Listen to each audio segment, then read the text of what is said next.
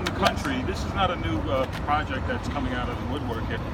This is something that's being done in other cities, and we have to really embrace that. We thank certainly Curtis for doing that. But let's talk about a community advisory committee.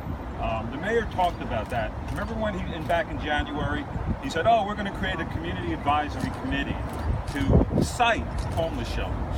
Just only cite them. That means, take them, tell the community, we'll put them in other locations around the community board, but we'll decide. The community advisory committee will decide where they go." Well, that's nonsense, obviously. You haven't heard him talk about that at all again. But I have a better plan, and again, this is something that I think most communities can do. An advisory committee made of the best and the brightest to stop the homelessness, the cycle of homelessness that we're seeing over and over again. And many of these people want to get out of that. They don't want to stay in shelters. Who wants to stay in an 800-room shelter? Who wants to do that? Who wants to stay in a hotel room with their family constantly? They want to break. They want to break out. They want to go into affordable housing. But they need help. They need help getting around life. They need help in education, getting a job. So we created an advisory committee made up of the best and brightest of that community. And again, how it's put together, we'll talk about that. There's a number of ideas I have on that. But we have the talent.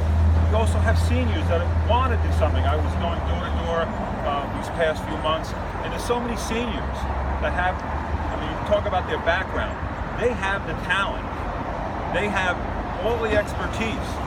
They just don't have somebody to bring them out, and they want to volunteer. They just want to know how. Well, here's a great solution. An advisory committee to talk to the homeless, work on their resumes, help them get jobs, help them get apartments, help them break out of this location, this situation that they're in. Now, that's a great idea. I think it can work. We have Kiwanis, Lions, we have many groups within a community that want to help, but they're not being tapped into.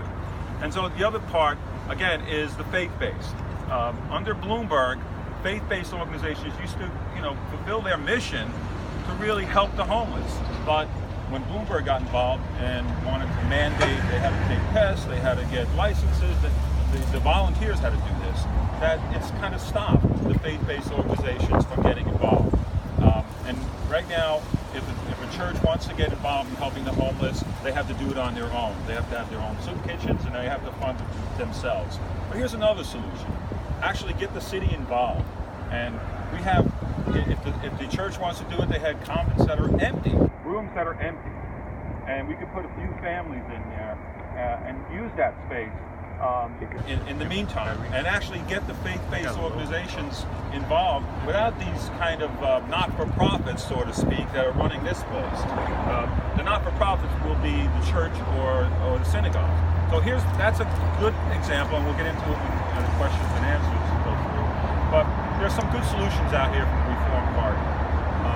And again, that's what we have to do, reform this state. And we thank Curtis again for leading the charge here. And these ideas will be spelled out. We'll send you all the information, but I'll answer questions again after the press conference. But here's some good solutions that the mayor is not doing anything about. It's really this is a Band-Aid situation. It's not a good Band-Aid. Thank you.